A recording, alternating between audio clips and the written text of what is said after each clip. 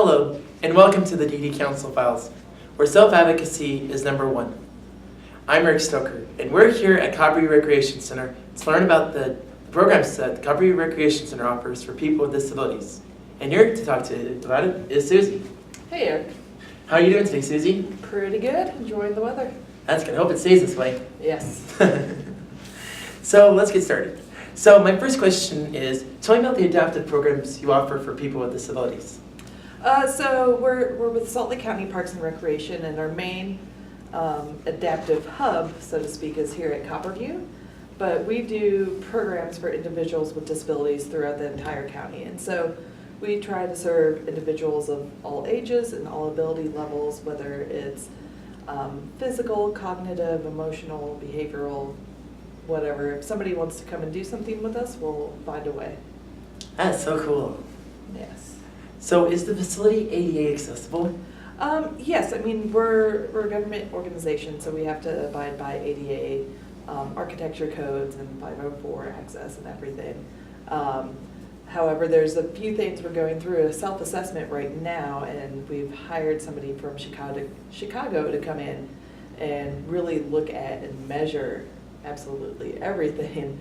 And we're finding that there's a few tweaks that we need to do that will be accomplished after this assessment as well. But we also believe that if there's something, any sort of physical barrier, that our philosophy here is that we'll overcome that barrier with service. And so, like, if there's a door not working, we'll make sure someone's on site to be opening up the door, or even just propping it open with a brick or whatever.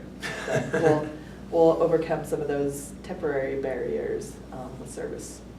So if you guys get those things fixed, then your things are good to go for the ADA accessible things? Yes, yes. I mean, we're pretty good now. It's not like any of our building main entrances have big steps leading up to them or anything. There's just like a few things where, like, maybe some of our bathroom stalls were installed backwards. Oh, no. Finding.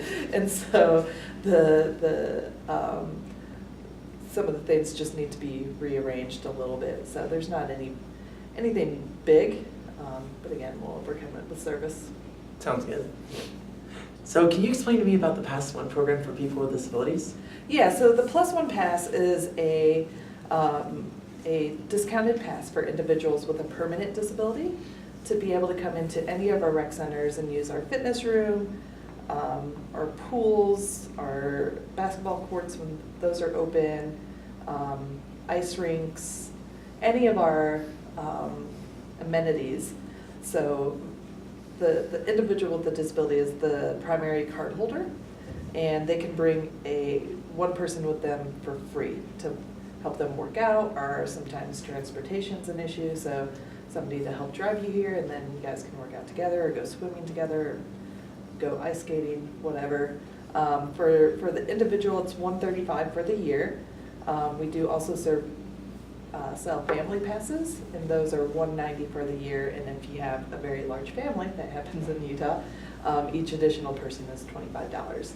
And to sign up for that pass, all you do is go into any Salt Lake County rec center, so the one closest to your house, and say you want to sign up for the Plus One Pass. It's a really, really short application, and then you just need to bring some sort of proof that you have a permanent disability, whether it's a SSDI card, a note from your doctor saying that this pass would be beneficial to you, or a voc rehab letter, things like that. Cool. I think I have one of those Pass One programs cards as well, though. The thing I don't want to do is ice skate, because I ice skate, whoop, I don't want to slip. Yes. So do you guys do social programs, and can you explain them? Yeah, we do a lot of social programs. Probably our biggest and most popular program is our Saturday evening dances. So they're about every other Saturday night, and they're for adults with various disabilities, mostly cognitive or intellectual, where we have a DJ on site, we serve dinner, we have a game room, and people can just come and hang out, socialize, dance, have a little party, nice meal, things like that. Then we also have our theater program that's really, really popular. I think, Eric, you've been in it a few times. Yes, I was. A few times. but it's also really fun. We practice about twice a week for 3 months, learning scripts, lines, songs, dance moves, setting up the set, the whole 9 yards. And then at the very end, we do 3 nights of performances for family, friends, and the community. I remember it was 2 nights when I first started doing it, and then it went up to 3, so I remember though. Yes, we had to expand the nights because it's so popular. I bet, though. Yeah. That was always fun. So, what can people expect when they come to the programs and sports you offer?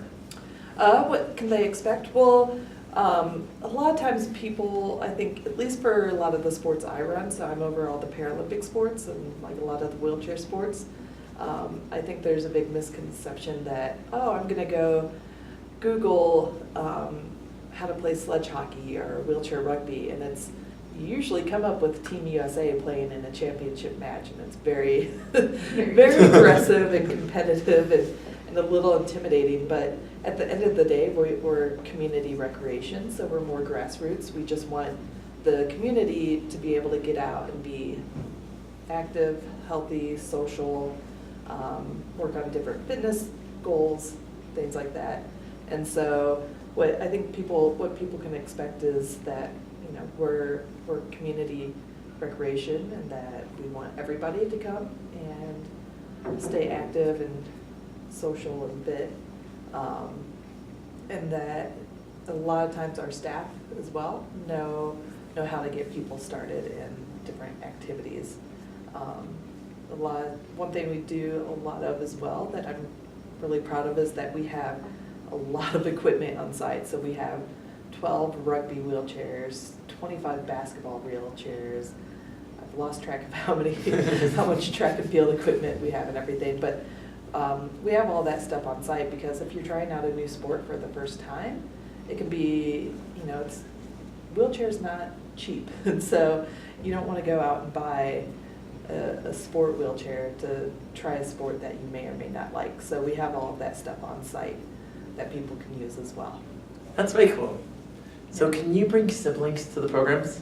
Absolutely, yeah. We, for majority of our programs, we always want people to be able to watch and cheer their family and friends on as well.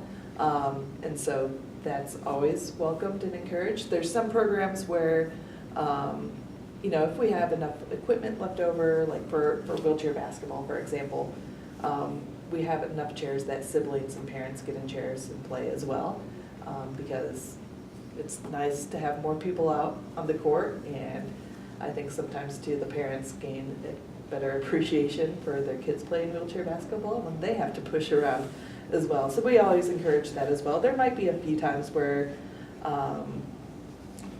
some classes, such as like my archery class, siblings and family are welcome to come and watch, but just due to safety things and numbers and everything, I usually don't have them participate as well, but they're always encouraged to watch.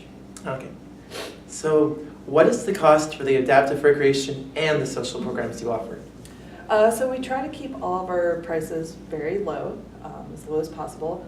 And so there's a few exceptions in some of our programs, but for the most part, we set up all of our programs to be 8-week sessions where we meet for about 2 hours once a week for 8 weeks. And so an 8-week session on average is $20 a session, or you can do a drop-in fee if you just want to, again, say you want to sign up for wheelchair basketball or something, and you can't commit to 8 weeks, but you want to come, maybe 3 weeks or something. Then we do what's called a drop-in fee, which is $3.50 each time you come. That's very cool. So is there anything else you'd like people to know about the adaptive recreation and the social programs you offer? We have a lot of stuff going on year-round. Basically, if anybody's watching this and they're sitting at home bored, they should check out our website and learn that there's no excuse to be bored, because we do have quite a few things going on every night, and we want new people to come out all the time. So I think one of the benefits of our programs is just the impact it has on individuals. I've seen a lot of our kids from like our Miracle League adaptive baseball program go from having to use a wheelchair for mobility to slowly learning how to walk with a walker to now the kid runs around our bases, or an individual that was absolutely terrified of the water, slowly getting them to learn how to float, to do basic swimming strokes, and now they go on family vacations and they always make sure they find a hotel with a pool so that they can go swimming together as a family. And so I want people to know that a lot of these programs are not only just fun, but get you active and fit as well, but a lot of these things are lifetime skills and activities that you can do forever, and they're just really fun. That's really cool. So my final question is, how can people find out more, how can people find out more information about the programs? Like, is there a website sort of like? Yeah, we have a website that stays fairly up to date. I mean, we're all in recreation, so we're not the biggest computer techie people, but it does stay fairly up to date. And the best way to find our website is just go to Google and type in Salt Lake County Adaptive. We do also have a Facebook page that we post a lot of activities on as well, and you can also go to Facebook and just type in Salt Lake County Adaptive, and we should be the first thing that comes up. That's awesome. Yeah. So Susie, I really appreciate you taking the time out of your busy schedule to be interviewed on our show today. Sure thing. Thanks for coming down, Eric. My pleasure. And thank you, viewers, for tuning into our show. And I hope you guys have a great and safe afternoon.